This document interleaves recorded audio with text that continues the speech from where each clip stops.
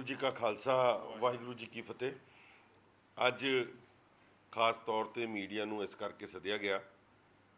क्योंकि कल दिल्ली सिख गुरुद्वारा प्रबंधक कमेटी की एक अहम मीटिंग मैंबर साहिबान जिहड़े इलैक्टिड ने, जिहड़े साडे रिप्रैजेंटेटिव्स इलाकों के अपनियां इलैक्शनां लड़ के आए सी और वो किसी तरीके नाल रह गए, वो सारे मैंबर साहिबान उन्होंने इत्थे बुलाया गया क्योंकि लगातार पिछले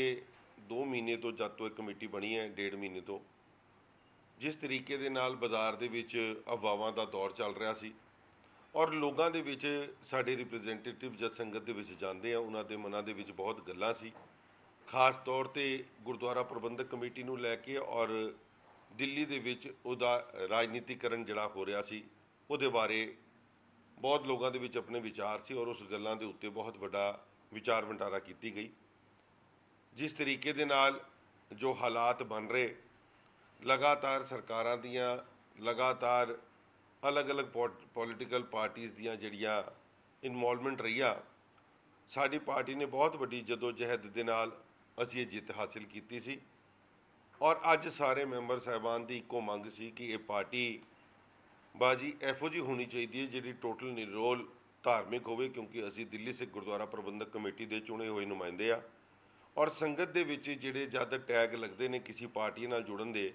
ते इहदे करके सानू बहुत नमोशी हुंदी है। मैं दिल्ली सिख गुरुद्वारा प्रबंधक कमेटी के बतौर प्रधान बनने तो बाद तकरीबन 8 दिनों बाद अपनी प्रधानगी तो इस्तीफा भी इसी करके दिता सी कि गुरुद्वारा प्रबंधक कमेटी के कामां नूं सुचारू रूप नाल चला सकीए, वड्डे लैवल के उत्ते सारिਆਂ ਨੂੰ इनवाइट कर सकीए कि असी ये जिहड़े काम कर रहे हैं। और कल मैनूं लगदा है कि तकरीबन सारे मैंबर साहिबान ने इहदे उत्ते मोहर लाती कि दिल्ली दे विच एक ऐसा संगठन, एक ऐसी जथेबंदी होनी चाहिए जो सिर्फ तो सिर्फ निरोल धार्मिक गल्लां कर सके, धार्मिक काम कर सके,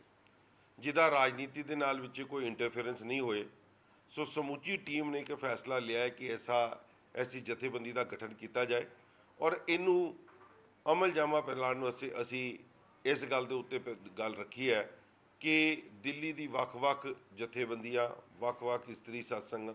सिंह सभावां, पंथ दर्दी जिहड़े भी धड़े हैगे आ उन्हां नाल गलबात करके एक नवी शेप देंदे हुए दिल्ली दे विच दिल्ली नूं एक अलग जथेबंदी देती जाए जिहड़ी टोटल निरोल ते निरोल गुरुद्वारा प्रबंध के सुधार, पंथ की चढ़ती कला की गल कर सके। सो ये फैसला जिथे समूची टीम ने लिया, मैं उन्हों का भी धन्यवाद करदा और मीडिया के राही भी ये गल संगतां तक बेनती करांगे क्योंकि तुसी बड़ा मान सानू बख्शिया, बहुत वड्डी सेवा सानू ते बिठाया है और साडी सी भी जिम्मेवारी बनती है कि असीं दिल्ली के लोगों की राखी गल कर सकीए, पंथ की गल कर सकीए, पंथ की चढ़ती कला की गल कर सकीए और कोई भी पंथक इशू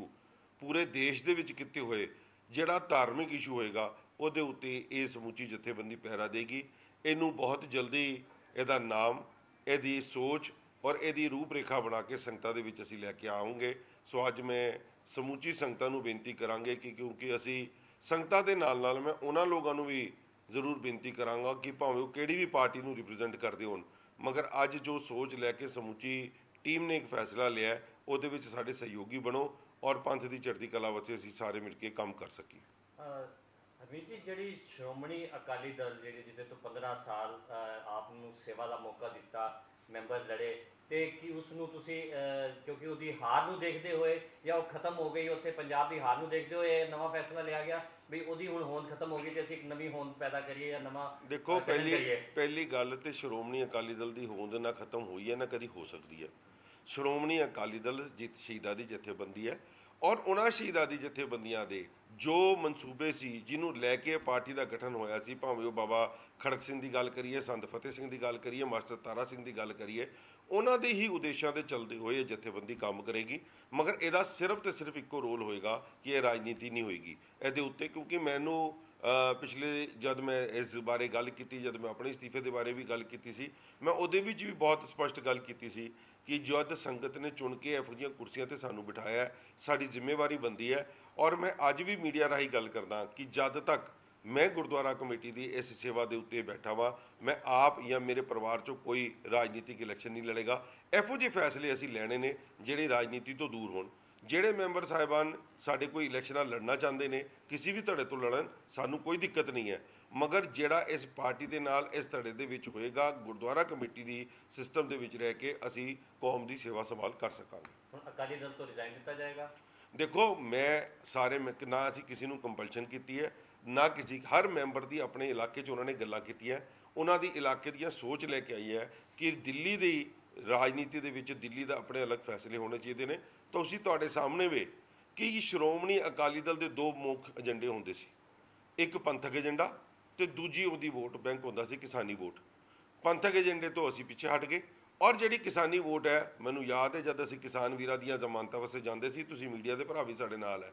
ਕਿਸਾਨ ਵੀਰ ਦਿੱਲੀ ਸਿੱਖ ਗੁਰਦੁਆਰਾ ਪ੍ਰਬੰਧਕ ਕਮੇਟੀ ਕੋਲੋਂ ਸਪੋਰਟ ਲੈਣਾ ਚਾਹੁੰਦੇ ਹੈ, ਉਸ ਪਾਰਟੀ ਦੀ ਟੀਮ ਕੋਲੋਂ ਸਪੋਰਟ ਲੈਣਾ ਚਾਹੁੰਦੇ, ਮਗਰ ਪਾਰਟੀ ਦਾ ਨਾਮ ਨਹੀਂ ਲੈਣਾ ਚਾਹੁੰਦੇ। ਤਾਂ ਕਿਧਰੇ ਨਾ ਕਿਧਰੇ ਇਹ ਨਿਗਾਰ ਜਿੱਥੇ ਆਇਆ, ਅਸੀਂ ਉਸ ਤੋਂ ਪਰੇ ਹਟ ਕੇ ਅਸੀਂ ਆਪਣੇ ਹਰ ਸਿੱਖ ਭਰਾ ਵਾਸਤੇ, ਗੁਰੂ ਘਰ ਦੇ ਨਾਲ ਜੁੜਨ ਵਾਲੇ ਹਰ ਬੰਦੇ ਨਾਲ ਸੇਵਾ ਨਿਭਾਉਣ ਵਾਸਤੇ ਅਸੀਂ ਅੱਗੇ ਆ ਰਹੇ। ਇਹ ਜਿਹੜੀ ਆਪ ਜੀ ਨੇ ਸੋਚ ਦੱਸੀ ਹੈ, ਮਨਜੀਤ ਸਿੰਘ ਜੀਕੇ ਵੱਲੋਂ ਵੀ ਇੱਕ ਉਪਰਾਲੇ ਦੀ ਸੋਚ ਜਿਹੜੀ ਹੈ ਸੰਗਤਾਂ ਸਾਹਮਣੇ ਰੱਖੀ ਗਈ ਹੈ, ਤੇ ਉਹੀਓ ਸੋਚ ਆਪ ਜੀ ਵੱਲੋਂ ਰੱਖੀ ਗਈ ਤੇ ਕੀ ਕੋਈ ਇਕੱਠੇ ਹੋਣਗੇ ਜਾਂ ਫਿਰ ਉਹੀਓ ਅਲੱਗ ਧੜੇ? ਦੇਖੋ, ਸਰਦਾਰ ਮਨਜੀਤ ਸਿੰਘ ਜੀਕੇ ਨੇ ਜਿਹੜੀ ਗੱਲ ਕੀਤੀ ਹੈ ਕਿ ਨਵਾਂ ਫਰੰਟ ਬਣਾਵਾਂਗਾ, ਮੈਂ ਲੋਕਾਂ ਨੂੰ ਇਕੱਠਾ ਕਰਾਂਗੇ, ਅਸੀਂ ਕਿਸੇ ਨਾਲ ਕੋਈ, ਸਰਦਾਰ ਮਨਜੀਤ ਸਿੰਘ ਜੀਕੇ, ਸਰਦਾਰ ਪਰਮਜੀਤ ਸਿੰਘ ਸਰਨਾ ਨਾਲ ਸਾਡੀ ਕੋਈ ਰਾਜਨੀਤਿਕ ਸਾਂਝ ਨਹੀਂ ਹੋ ਸਕਦੀ, ਕਿਉਂਕਿ ਇਹ ਬੰਦਿਆਂ ਨੇ ਟੋਟਲ ਤੇ ਟੋਟਲ ਪੋਲਿਟਿਕਸ ਕੀਤੀ ਹੈ, ਗੁਰਦੁਆਰੇ 'ਚ ਆ ਕੇ ਗੁਰੂ ਘਰਾਂ ਦੀਆਂ ਗੋਲਕਾਂ ਨੂੰ ਵਰਤਿਆ। ਸੋ ਇਸ ਕਰਕੇ ਸਾਡੀ ਉਹਨਾਂ ਦੇ ਨਾਲ ਕੋਈ ਸਾਂਝ ਨਹੀਂ ਹੈਗੀ। ਇਹ ਦਿੱਲੀ ਦੀ ਸੰਗਤ ਦੀ ਚੁਣੀ ਹੋਈ ਜਥੇਬੰਦੀ ਹੈ ਔਰ ਇਸ ਜਥੇਬੰਦੀ ਨੇ ਆਪਣੀ ਸੇਵਾਵਾਂ ਸਿਰਫ ਤੇ ਸਿਰਫ ਧਾਰਮਿਕ ਕਰਨੀ ਹੈ। ਅਸੀਂ ਕਿਸੇ ਸਰਕਾਰਾਂ ਨੂੰ ਇਨਵੋਲਵ ਨਹੀਂ ਕਰ ਰਹੇ, ਅਸੀਂ ਕਿਸੇ ਪਾਰਟੀ ਦੇ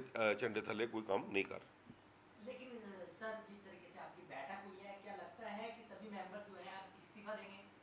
देखो, सारों के सारे मेंबरों ने कंसेंट दिया है, 100%, जिसको 99.9% भी नहीं कह सकते। और इस बात का गल का सानू उन्होंने वादा दिता है कि जब तक असी धार्मिक गल करांगे, धार्मिक जथेबंदी की गल करांगे, समूची टीम साडे नाल है। और असी भी उन्होंने फ्री हैंड दिता है कि तुसी पॉलिटिकल इलैक्शन जिथे लड़नी है तुसी लड़ो, उहदे नाल इस जथेबंदी का कोई कंसर्न नहीं होएगा। बिल्कुल, मैं श्रोमणी अकाली दल का सिपाही सी, सिपाही मैं अकाली दल का रवांगा, मगर अकाली दल के जिहड़े मनसूबे सी, अकाली दल जिन्हों लैके सोच लैके चले सी, समूची टीम हुई है और अकाली दल के नाम के उत्ते ही है जथेबंदी बनेगी।